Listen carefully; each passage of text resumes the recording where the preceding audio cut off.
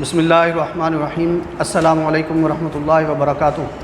معزز ناظرین، ہم نے پچھلی ویڈیو میں سورۃ الانبیاء 9th کلاس کے سلیبس میں سے اس کی آیات نمبر 30 اور 31 کا ترجمہ سیکھا تھا۔ اب ہم چلتے ہیں اگلے سیشن کی طرف۔ تو سورۃ الانبیاء کی آیات 32 سے 35 تک کا ترجمہ اب ہم سیکھیں گے۔ تو آیات نمبر 32 اور 35 سیکھنے سے پہلے آپ احباب سے درخواست ہے کہ اس چینل کو سبسکرائب کریں، لائک کریں اور شیئر کریں، اور ہم اپنے طریقہ کار کے مطابق سب سے پہلے چلتے ہیں الفاظ معنی اور ان کے اردو میں استعمال کی طرف۔ تو آئیے جناب، تو ان آیات طیبات میں استعمال ہونے والا لفظ جو ہے النہار 113 مرتبہ قرآن پاک میں آیا، جس کا معنی ہے دن۔ الشمس 33 مرتبہ قرآن پاک میں آیا، جس کا معنی ہے سورج۔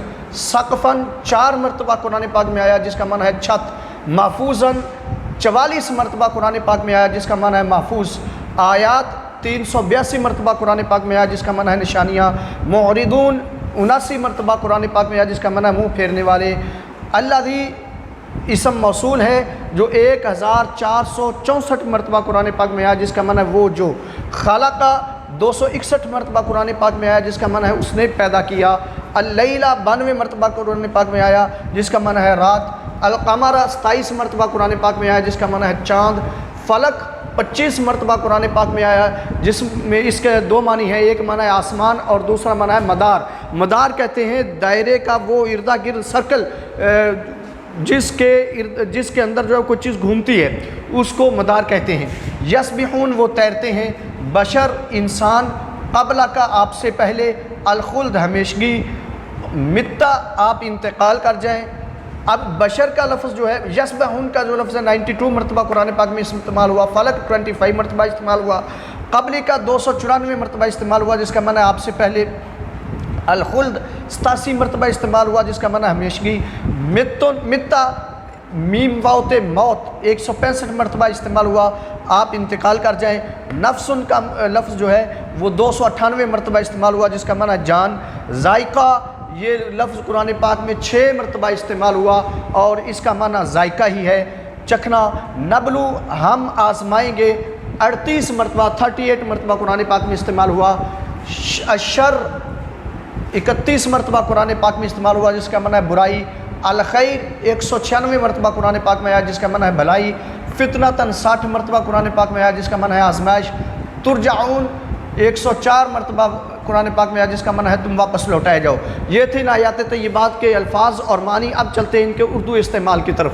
تو ناظرین، النہار اس کو ہم لیل و نہار یہ لفظ قرآن عام طور پر اردو میں استعمال کرتے ہیں۔ الشمس شمس و قمر، شمس سورج کے لیے اور قمر جو ہے وہ چاند کے لیے استعمال کرتے ہیں، اور قمر جو ہے یہ ہمارے ہاں نام بھی رکھا جاتا ہے، جس کا معنی ہے چاند۔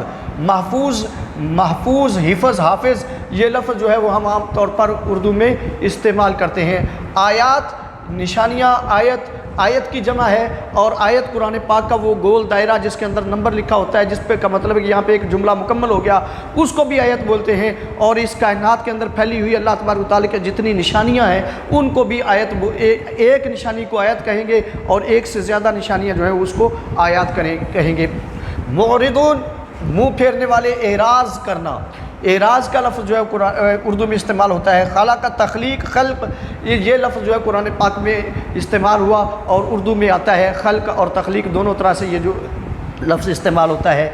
لیل و نہار، شمس و قمر، فلک آسمان کے معنی میں عام طور پر استعمال ہوتا ہے۔ یسبحون وہ تیرتے ہیں۔ اور بشر، یہ بشر جو ہے یہ لفظ بھی قرآن پاک میں استعمال ہوا ہے، لیکن یہاں پہ ایک چیز یاد رکھی جائے کہ بشر کا معنی اگرچہ انسان ہے، لیکن بشر کہتے ہیں وہ چیز جس کی جلد ہو۔ تو اگر ہم دیکھتے ہیں تو ہمیں یہ نظر آتا ہے کہ کائنات میں کوئی بھی ایسا جسم نہیں جس کی جلد موجود نہ ہو۔ جلد جس کی بھی ہے اس کو بشر کہتے ہیں۔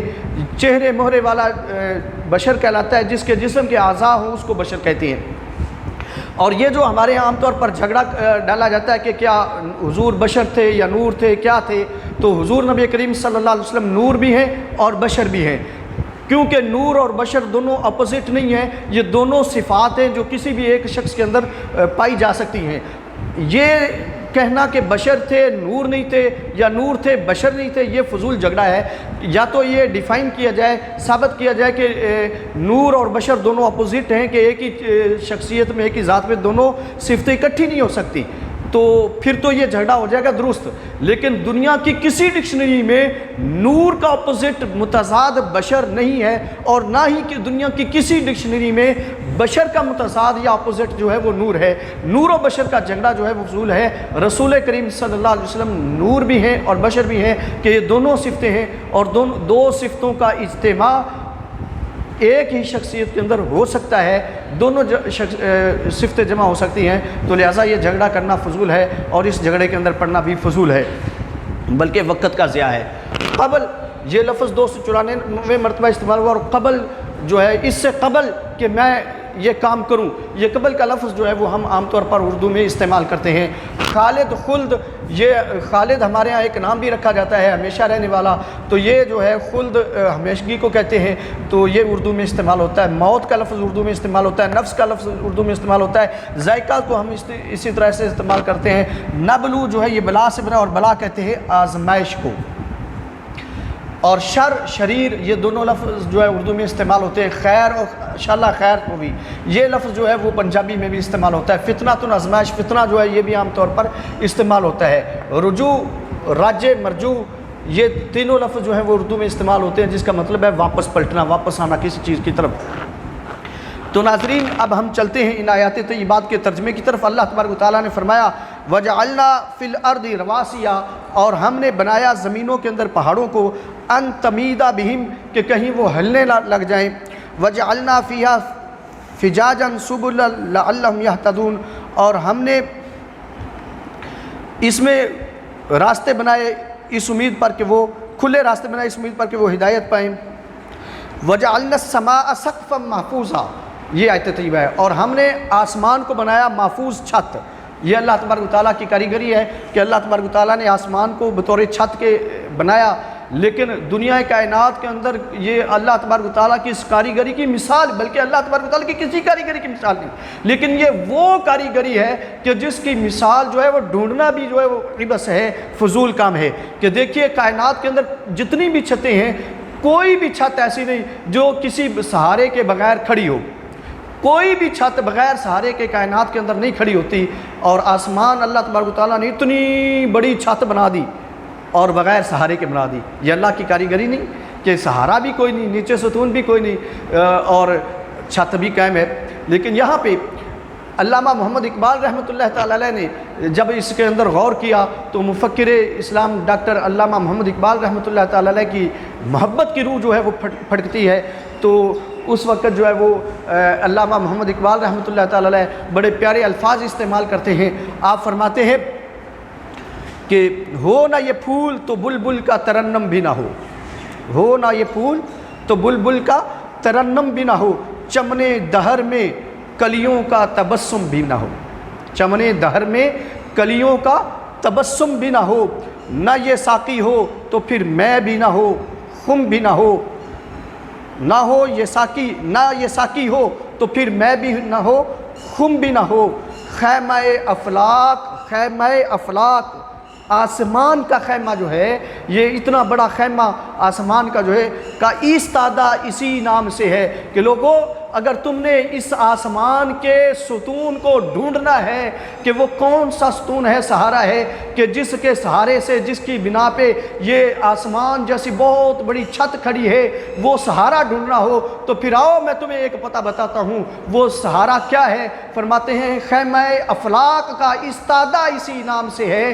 یعنی یہ جو خیمہ افلاک، تو یہ خیمہ جو تنا ہوا ہے، آسمان کی چھت جو قائم ہے، وہ اس نام نامی اس میں گرامی محمد صلی اللہ تعالیٰ علیہ وآلہ وصحبہ وسلم کے سہارے سے کھڑی ہوئی ہے۔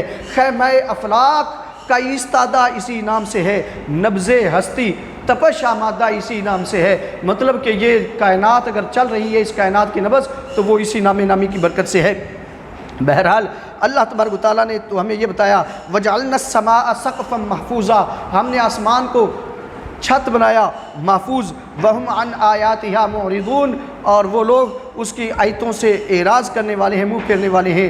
وَهُوَ الَّذِي خَلَقَ اللَّيْلَ وَالنَّهَارَ، وہی اللہ تو ہے جس نے دن کو بھی پیدا کیا، رات کو بھی پیدا کیا۔ خَلَقَ اللَّيْلَ وَالنَّهَارَ، رات اور دن کو پیدا کیا۔ وَالشَّمْسَ وَالْقَمَرَ، سورج اور چاند کو پیدا کیا۔ کُلٌّ فِي فَلَكٍ يَسْبَحُونَ، یہ ساری چیزیں، چاند، سورج، ستارے اپنے مدار کے اندر گھومتے ہیں۔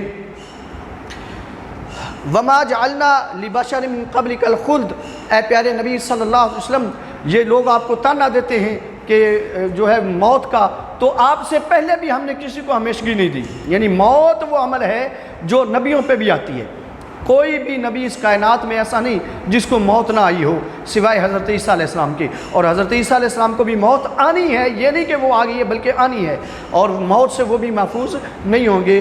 تو فرمایا کہ وَمَا جَعَلْنَا لِبَشَرٍ مِّن قَبْلِكَ الْخُلْدَ، اے پیارے نبی صلی اللہ علیہ وسلم، ہم نے آپ سے پہلے کسی بھی نبی کو ہمیشگی نہیں دی۔ مطلب کہ جس طریقے پہلے کوئی نبی ہمیشہ نہیں رہا بلکہ ان کو بھی موت آئی، اسی طرح سے سیم آپ بھی موت کے قانون سے ہمکنار ہوں گے، یہ قانون آپ پہ بھی اپلائی ہوگا۔ لیکن أَفَإِن مِتَّ فَهُمُ الْخَالِدُونَ، یہ لوگ جو آپ کو موت کا تانا دینے والے ہیں یا اسلام کے خاتمے کا تانا دینے والے ہیں، تو یہ کیا اس بات میں غور نہیں کرتے؟ أَفَإِن مِتَّ، اگر آپ کو موت آئے گی، آپ انتقال کر جائیں گے، فَهُمُ الْخَالِدُونَ، تو یہ کیا یہ لوگ ہمیشہ رہیں گے؟ انہوں نے بھی تو مرنا ہے نا، انہوں نے بھی تو اس دنیا سے جانا ہے۔ كُلُّ نَفْسٍ ذَائِقَةُ الْمَوْتِ، ہر جاندار نے موت کا ذائقہ چکھنا ہے۔ وَنَبْلُوكُمْ بِالشَّرِّ وَالْخَيْرِ فِتْنَةً، اور ہم تم کو آزمائیں گے برائی اور بھلائی سے، فتنةً آزمائش کر کے، وَإِلَيْنَا تُرْجَعُونَ، اور تم ہماری ہی طرف واپس لوٹائے جاؤ گے۔ تو قارئین، یہ تھی سورہ انبیاء، ترجمہ مکمل ہوا۔ اللہ تبارک و تعالی ہمیں سمجھنے کی توفیق عطا فرمائے، آمین۔ والسلام علیکم ورحمۃ اللہ وبرکاتہ۔